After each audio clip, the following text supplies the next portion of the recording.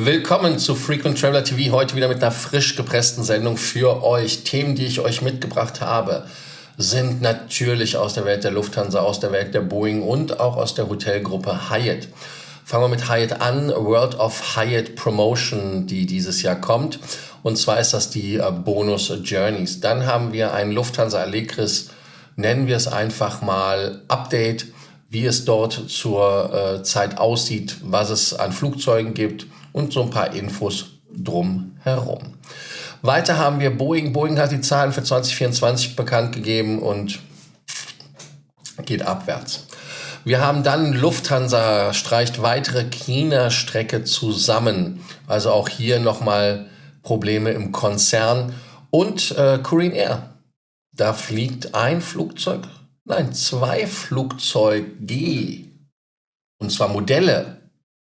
Länger als erwartet. Und es geht natürlich um 318 und 747-8. Habe ich ein Thema vergessen? Qantas, SpaceX. Warum ich SpaceX liebe? Im Prinzip wegen meinem Starlink. Aber es bereitet für Qantas Probleme auf ihren Flügen. Wir können natürlich wie immer an dieser Stelle den Kanal lobend erwähnen oder an Freunde empfehlen oder natürlich ein Like da lassen, kommentieren, abonnieren.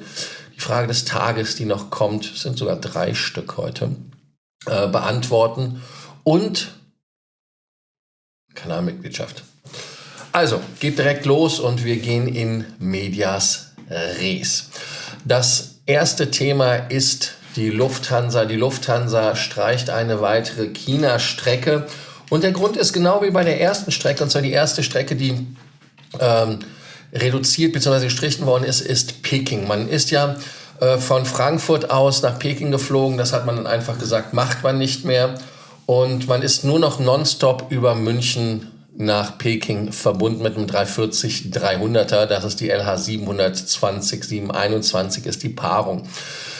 Der Grund ist natürlich der Kostenvorteil der chinesischen Fluggesellschaften, der türkischen, der UAE-Fluggesellschaften, also aller die durch Russland durchfliegen können und damit dann natürlich die Strecke verkürzen können und damit billiger operieren können als Lufthansa. Und Lufthansa ist ja nicht nur der einzige, es sind ja auch andere Fluggesellschaften, die unter diesem unfairen Wettbewerb leiden. Und ein wesentlicher Faktor ist halt wirklich diese verkürzte Strecke. Und diese Folge hat jetzt auch die Strecke Shanghai zu spüren bekommen. Die hat man von 14 Mal auf 10 Mal reduziert. Und das sind die wöchentlichen Frequenzen. Heißt also, die LH 732 nach Shanghai wird auf einen 350-900 statt mit einer 747-400 durchgeführt. Und was auch ist natürlich, man muss immer im Hinterkopf behalten, der Luftraum ist in Westen Russlands auch nicht so schön. Der westrussische Luftraum ist quasi in fast jeder Höhe unsicher, weil wir ja nicht nur an dem Aserbaidschan Airlines Unfall gesehen haben, dass dort was passiert. Es ist halt einfach so, dass man dort natürlich die unzureichende Koordination hat. Und ich würde erwarten, dass Leute Geld dafür bezahlen, dass sie eben nicht durch russischen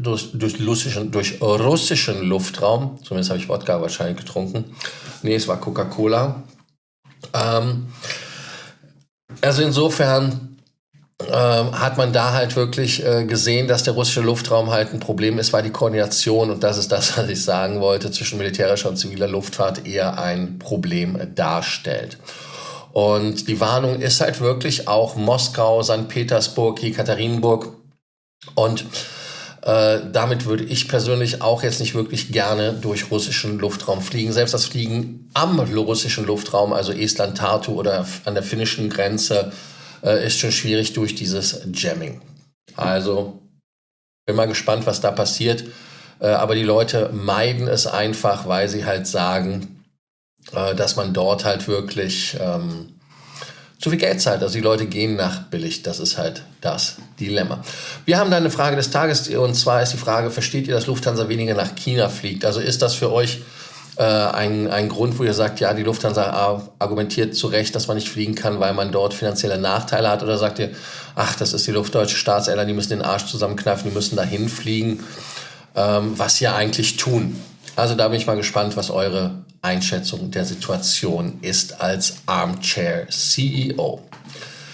Wir haben dann als Armchair-CEOs noch die Bewertung der Boeing. Boeing hat die Zahlen bekannt gegeben. Airbus hatten wir ja schon mitbekommen, die Zahlen. Und da ist es halt so, dass man natürlich ein Problem hatte bei Boeing. Das war ja nicht nur evident bei der Alaska Airlines, wo die Tür rausgefallen ist. Das war ja ein Door Plug, also ein Türstopfen. Und damit ist es so, dass man natürlich auch noch einen Streik hatte. Also etwas Hausgemachtes neben dem einen Problem. Und damit hat man halt 2023 schon wenig Flugzeuge produziert, aber 2024 hat man 180 Flugzeuge weniger produziert. Beziehungsweise, produziert kann man ja nicht sagen, weil Lufthansa und andere Flugzeuge stehen ja irgendwie auf dem Hof und die werden nur nicht ausgeliefert. Also das heißt, man hat 180 Flugzeuge weniger ausgeliefert als 2023. Und damit ist halt dieser Abstand, diese Gap, wo man halt immer misst, wer hat den längsten zwischen Airbus und Boeing, ganz klar gegangen, dass man da halt diese Gap zu Ungunsten für Boeing vergrößert hat. Airbus ist also nach vorne weiter weggerannt und man hat bei Airbus 766 Flugzeuge ausgeliefert mit den Tricks und, Trick, ich weiß jetzt nicht, klingt dramatischer als es ist, hat man die Flugzeuge dann ausgeliefert und bei Boeing halt nicht. Und da ist es halt wirklich so, dass die Boeing-Aktie natürlich gut nochmal 2% auf $167 verloren hat. Aber hier wie immer der Hinweis, wir machen keine Aktien. Ne, da müsst ihr andere Kanäle für nehmen. Keine Aktienempfehlung. Und damit ist sie halt in den letzten 5 Jahren halbiert. Knallhart halbiert. Airbus hat ja schon im Jahr 2019 die Boeing-Freunde abgelöst als weltgrößten Bauer im Flugzeugbereich. Aber nach dem Absturz der 737 MAX ist das Ganze dann nochmal viel schlimmer geworden und hat ein weltweites Startverbot der 737 MAX nachgezogen. Die haben ja immer noch damit zu kämpfen, mit den Qualitätsproblemen, was ja der Türstopfen gezeigt hat, was ja gezeigt hat, dass man die Produktion nicht vergrößern oder erweitern durfte. Und jetzt ist es so, dass die Krise im Prinzip ja schon ist fast der Markenkern geworden bei Boeing, muss ich ehrlicherweise sagen. Weil alles, was man hört, 787 oder so weiter, dann sagt man, Boeing wundert mich nicht. Also da ist nicht mehr Verwunderung oder irgendetwas anderes, sondern einfach nur noch Irritation. Und deshalb ist es so, dass man natürlich jetzt dort schaut, auch natürlich bei den 777, bei den neuen gibt es ja auch Probleme, obwohl ja jetzt eine 777ER ausgeliefert worden ist. Das ist auch eine Meldung eigentlich wert, aber die Geschichte schiebe ich nach. Aeroflot hatte eine 777-300ER und die Produktion ist ja schon vor 2 Jahren, glaube ich, eingestellt worden, noch bekommen, quasi nagelneu, weil sie halt an Russland nicht ausliefern durften. Jetzt haben sie die eingemottet, jetzt haben sie die ausgeliefert an wen anders oder wird ausgeliefert. Also insofern ist das was da passiert. Und jetzt wartet man händeringend auf die 777X. Nicht nur wir bei der Lufthansa, als Fetischisten der Lufthansa wollen ihn haben, sondern natürlich auch die Passagiere brauchen ihn einfach. Wir sehen ja, was Lufthansa da für Übungen machen muss. Auch die 787, die Verspätung gestern mit der Meldung 767 Austrian Airlines, die halt länger fliegt. Wenn wir auch gleich nochmal einen anderen Flugzeugnutzer in Form von Korean Air haben, der hat auch da die Probleme wegen Auslieferungen und muss Flugzeuge länger berädern. Genauso wie die 380 halt wirklich deshalb länger fliegt, weil die 777 nicht kommt bei Lufthansa. Und da ist es wirklich so, dass man jetzt wirklich nochmal bei Boeing, und da kommen wir wieder zurück zur Schleife, da Stress hatte, dass da 7 Wochen die Produktion komplett lahmgelegt war. Man hatte halt aufgehört zu produzieren, weil sie gestreikt hatten. Und die Flugzeuge, die es jetzt gibt, die kann man natürlich nicht ausliefern lassen, klar. Aber man kam damit dann nicht mehr dann an Airbus ran in irgendeiner Art und Weise. Also ist es so, dass man im letzten Jahr 569 Passagier- und Frachtjet-Aufträge sich holen konnte. Dann hat man Stornierungen gehabt, dann waren es nur noch 377 Stück. Ist halt doof, wenn die Flugzeuge zu spät kommen. Dann ist es so, dass natürlich die Auftragsbücher da auch noch eine große Diskrepanz haben, weil wer bestellt Flugzeuge bei Boeing, wenn man gar nicht weiß, wann die überhaupt kommen. 6.245 Jets. Bei Airbus sind es 8.658. Und damit ist es so, dass da 40% mehr sind bei Airbus. Fast. Habe ich richtig gerechnet? Je nachdem, wie man rechnet. So, ja. Und auf jeden Fall ist es so, dass man natürlich bei Boeing die Fehler hat. Heißt also, dass man dort das Lieferkettenproblem hat Airbus auch. Aber Airbus hat halt die Leute nicht rausgeschmissen, so wie Boeing das gemacht hat. Und man hat bei Boeing jetzt wieder Leute rausgeschmissen. Und gerade die Leute, die man für teuer Geld, nachdem sie ja nach Corona oder während Corona rausgegangen sind, in Anführungsstrichen in Ruhestand mit großen Abfindungen, die hat man wieder geholt und die haben wir jetzt wieder rausgeschmissen. Das heißt also, dass man da jetzt 6 Verlustjahre in Folge natürlich hat und hat dann in irgendeiner Art und Weise das Riesenproblem, dass die Bude auch irgendwie kopflos ist. Weil man ist ja dann damals von Seattle, von Plain Fields, ist man dann nach Chicago, von Chicago nach Arlington mit dem Headquarter gezogen und ist so, dass man jetzt auch wirklich weit weg ist. Und nachdem dann Kelly Ortberg die Konzernführung übernommen hat von Dave Calhoun, ist es so, dass man da natürlich auch nicht gute Nachrichten hat, weil die Durchstrecke wohl noch länger ist und die haben die Bude halt nicht im Griff. Ich muss ganz ehrlich sagen, die sollen nicht erst mal gucken, dass sie die Qualität in den Griff kriegen, die sollen gucken, dass sie mal wieder von der Geschäftsführung die Leute im Werk haben, weil ich sag mal so, wenn ich mit meinen Leuten nichts zu tun haben möchte, gut, dann ist das so, wie es ist, aber ehrlicherweise schwierig, wenn man da so unterwegs ist, dass man gar nicht weiß, was die Mitarbeiter so auf der Seele haben. Natürlich ist ein Riesenkonzern, ganz klar, aber Arlington hat ja nun gar nichts mit dem Thema zu tun. Arlington ist eher nur, damit man näher in Washington ist. Und da hat man ja nur eine Verwaltung. Also man lebt da in einer Bubble und auch ganz weit weg von jeder anderen Produktion. Also das ist halt das Problem. Ich bin mal gespannt, wie es da weitergeht. Aber ja, man muss ehrlicherweise sagen, Boeing hat sich das selber zuzuschreiben. Jo, jetzt Boeing Rant Ende. Weil eigentlich hat das mit Boeing ja auch Vorteile für uns als Flugzeugenthusiasten, weil es gibt Modelle, die weiter fliegen und zwar wesentlich länger fliegen und wesentlich länger in der Flotte bleiben. Nicht nur bei der Lufthansa, dass man die 380er reaktiviert hat, sogar die 380er mit neuen Sitzen ausstattet, ja, sondern man hat jetzt bei Korean Airlines gesagt, dass man die 380er-Flotte nicht innerhalb der nächsten 5 Jahre, also das heißt 2021 hat man das gesagt, bis 2026 einmottet, sondern dass man diese zu einer Maintenance bringt. Und man macht halt solche Maintenance-Sachen, also Checks, nicht, wenn man weiß, dass man die Buden nicht noch länger fliegen will, weil die relativ teuer sind. Und jetzt soll es so sein, dass man die bis 30er Jahre fliegt. Und natürlich, die 380er-Flotte ist nicht größer geworden bei Korean Airlines, sondern bei Korean Air. Aber trotzdem, man hat die Flugzeuge noch. Und man hat natürlich jetzt 7 Flugzeuge, die haben so 12 Jahre auf dem Buckel. Man hatte ja eigentlich 10 Stück, da hat man also 3 von weg. Und dann gab es ja Asiana, die man aufgekauft hat. Und Asiana hatte ja auch 6 Stück davon. Und die sind 10 Jahre alt. Also das heißt, das ist für ein Flugzeugleben ist das kein Alter. Wenn man ehrlich ist, wir hatten ja gestern die Geschichte über die Delta Alpha India Quebec Sierra, habe ich die Kennung noch richtig im Kopf gehabt, hoffe ich. Und die war ja 32 Jahre alt. Also insofern ist das so, dass man natürlich diese 13 Airbus 380er nochmal weiter fliegt. Und ich bin mal gespannt, was da natürlich passiert. Was sind für Strecken da im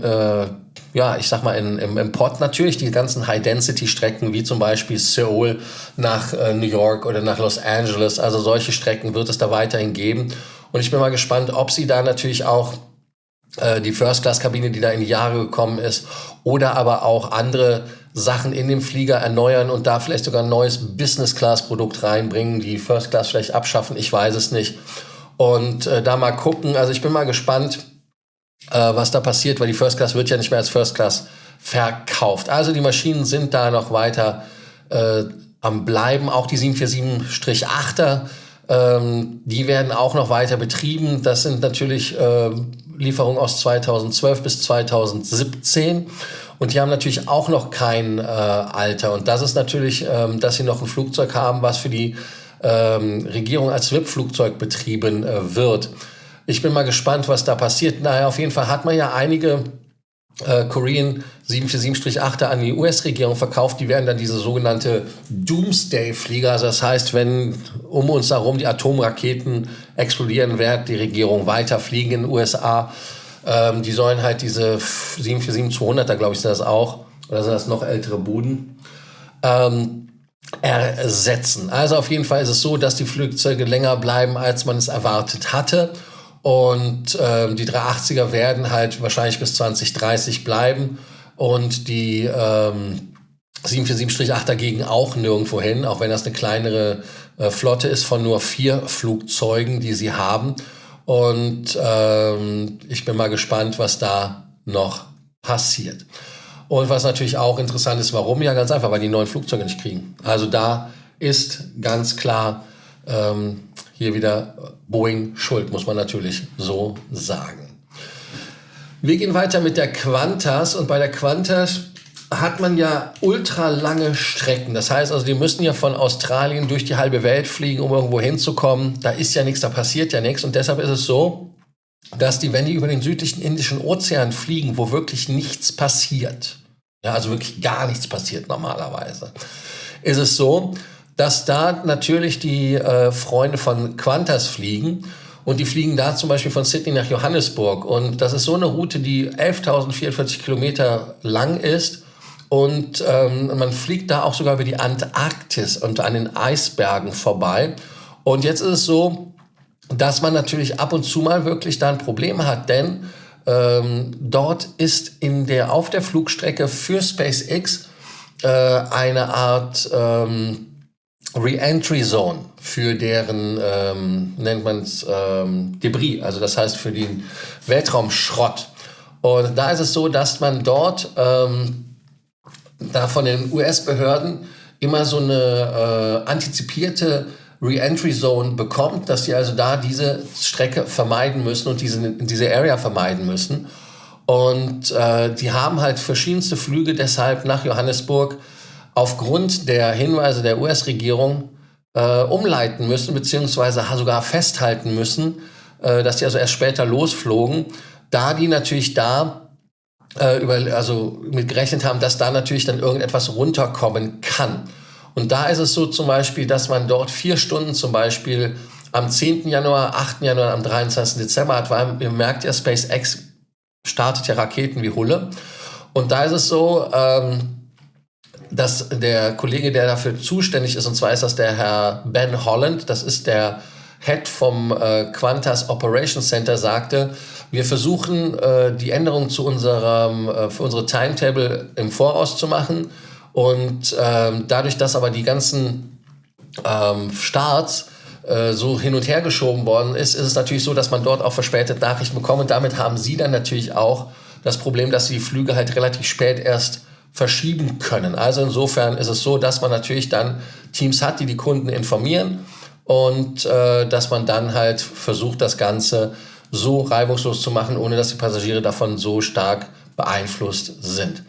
Und Holland ist Holland, nicht Holland das Land, sondern Ben Holland, der Chef von dem Operation Center, der sagt, man ist gerade mit SpaceX am Reden und möchte gucken, ob man da nicht so diese Zone, aber auch die Zeitfenster, wo diese Zone gebraucht wird, um ich sag jetzt mal Weltraumschrott, was es ja jetzt nicht wirklich ist, weil eigentlich ist es ja geplant, dass es verglüht in der Erdatmosphäre, etwas weniger wird, damit die Passagiere auf der Strecke Sydney-Johannesburg weniger Stress haben.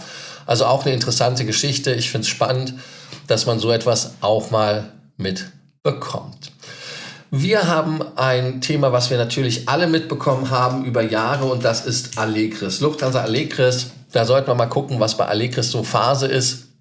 Im Prinzip ist es ja so, dass wir jetzt laufend bei Lufthansa in der Flotte neue Flugzeuge sehen können. Und da ist es so, dass man natürlich mit der Delta Alpha India X-Ray Yankee und der Delta Alpha India X-Ray Zulu 2 weitere Flugzeuge hat, die in München am Allegris Hub für die 350er eingetroffen sind.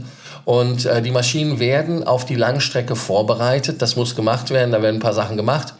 Und die Maschine steht auch eine davon in Guangzhou bei der Technik.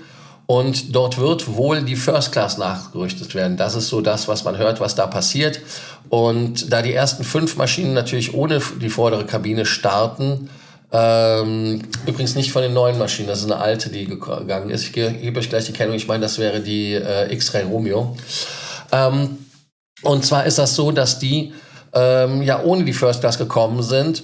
Und jetzt kommt natürlich wahrscheinlich die nächste Chose. Das ist ja, wenn man sich anguckt, welche Flugzeuge die Allegris haben. Und zwar ist das so, wenn wir bei den 350ern sind das ja die ersten 5. Das wäre die X-Ray Tango, X-Ray Uniform, X-Ray Victor, X-Ray Romeo, X-Ray Sierra. Die haben alle keine First Class, aber die X-Ray Romeo ist derzeit am Boden.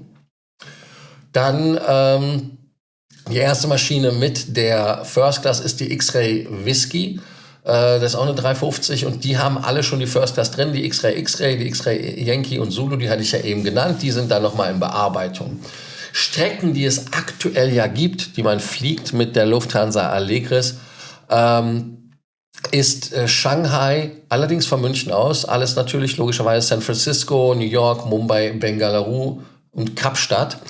Und da ist es so, dass man natürlich die Sprintersets einsetzt nach Mumbai. Heißt also, das sind die schon quasi ohne First Class komplett geplant sind. Die haben also nur die Klassenbestuhlung. Und da ist es halt so, dass man jetzt natürlich gucken kann, was da passiert. Denn im Moment ist ja jeder Sitz in der Allegris frei wählbar, 2025. Dann, wenn man die Suite für 600 buchen will, kann man die bekommen demnächst. Und was auch wichtig ist, ist das Thema, das hatte ich glaube ich am Montag, was mit der Allegris passiert in der First Class, ob man die weiter buchen kann. Und was ich wohl auch spannend finde, ist natürlich auch, Allegris heißt ja auch 787. Bei der 787 gibt es wohl immer noch Probleme, dass man das Ganze fertig kriegt. Vielleicht dürfen die halt nicht mit der Business Class fliegen, wenn die besetzt ist. Also das ist auch so eine bescheuerte Geschichte. Und ich bin mal gespannt, was da passiert. Ende 25 wird man dann halt so um die 30 Maschinen wollte man die nicht sogar schon 24 haben? Also insofern seht ihr, was da passiert. Man wird immer mehr Flugzeuge bei der Lufthansa mit der Allegris finden. Das Produkt selber, da könnt ihr was zu schreiben, unten in die Kommentarspalte. Da habe ich die Frage des Tages. Versteht ihr, dass Lufthansa weniger nach China fliegt? Das war ja die erste Frage. Aber zur Allegris habe ich die Frage, seid ihr schon mit der Allegris geflogen? Wenn ja, mit welcher Allegris? Also First Class oder Business Class? Ich würde mal sagen, Economy, Premium Economy zählt jetzt nicht so wirklich, wenn wir ehrlich sind. Das einmal und das andere ist natürlich, wie war euer Erlebnis? Und was erwartet ihr von der Allegris, wenn ihr nicht damit geflogen seid? Also wenn ihr mit Lufthansa Allegris fliegen wollen würdet, wie da eure Erwartungshaltung ist. Da bin ich mal sehr gespannt. Das letzte Thema, was wir haben, das ist das Thema Hyatt Hotels und Promotions. Da ist es so, dass wir bei Hyatt wie immer eine Jahresanfangspromotion haben. Und die Promotion heißt Bonus Journeys, die haben wir ja schon mal gehabt. Da könnt ihr bis zu 30.000 Punkte bekommen. Warum nur bis zu 30.000, weiß ich auch immer nicht so genau. Das ist bei denen gekappt. Und zwar ist das so, doppelte Punkte bei den 1.600 Hotels. Bis zu 20.000 Bonuspunkte. Dreifache Punkte bei Hyatt Place und Hyatt House. Bis zu 10.000 Punkte könnt ihr da abstauben. Ihr müsst euch registrieren bis März 2010. Wichtig ist, dass man dort ein Kunde ist in Good Standing, wie das so schön heißt. Heißt also zwischen dem 14. Januar, die Aktion ist also schon seit gestern, bis zum 28. März muss das sein. Und natürlich auch, was wichtig ist, ist, dass der First Stay ist auch geil. Beginning on your first eligible stay after registration during the promotion period, you will receive double points. Also das ist das so. Auch einige Mr. und Mrs. Smith Hotels machen mit und The Venetian Resort. Maximum sind 20.000 Punkte. Wichtig ist auch dann nochmal diese 10.000 Punkte Geschichte. Und zwar, ihr bekommt den Stay. Und zwar ist das da auch wieder spannend an der Geschichte, dass man halt hier nur 10.000 bekommen kann für die dreifachen Punkte. Und ich bin mal gespannt, wie das ist, was man dort dann machen kann mit den Punkten am Ende, ob man bei Hyatt jetzt auch nochmal die die ganzen Kategorien wieder erhöht oder nicht, was da so passiert. Also insofern sollte man die Punkte mitnehmen und sich auf jeden Fall nicht vergessen anzumelden. Wir sind wieder am Ende der Sendung und zwar, ihr könnt wie immer den Kanal abonnieren, die Glocke anmachen, Like da lassen, kommentieren und so weiter. Und jetzt sagt ihr, machst du nicht nochmal über die Frage des Tages? Machen wir, keine Aufregung kommt. Und zwar die erste Frage des Tages: Versteht ihr Lufthansa, dass sie China-Strecken einstellen aufgrund der Konkurrenzsituation? Oder sagt ihr, ja, nee, die müssen fliegen, sind ja der deutsche Staatsflieger. Aber die fliegen ja. Also insofern, ich bin mal gespannt, was ihr da als Armchair-CEO sagt. Und natürlich die andere Frage zu Lufthansa: Wie ist es mit der Allegris? Seid ihr mit der Allegris schon geflogen in der First oder Business Class? Und wie war eure Erfahrung? Und wenn ihr noch nicht damit geflogen seid, wart ihr oder seid ihr in welcher Erwartung? Heißt also, was erwartet ihr von dem Produkt? Da bin ich mal gespannt, wie ihr darauf antwortet. Ich an dieser Stelle sage einfach Tschö mit Ö. Ich bin wieder weg und ich freue mich auf euch morgen wieder. Ich habe die Sendung jetzt relativ spät aufgenommen. Wir haben hier auch schon 17 Uhr. Habe es vorher nicht geschafft. Aber bis morgen wieder in Alter und Frische und dann vielleicht ein bisschen weniger den blauen Bildschirm in der Hackfresse. Ich muss hier auch noch mal im Licht arbeiten, aber der Ton sollte ja einigermaßen passen. Also danke euch, bis dann. Ciao, ciao.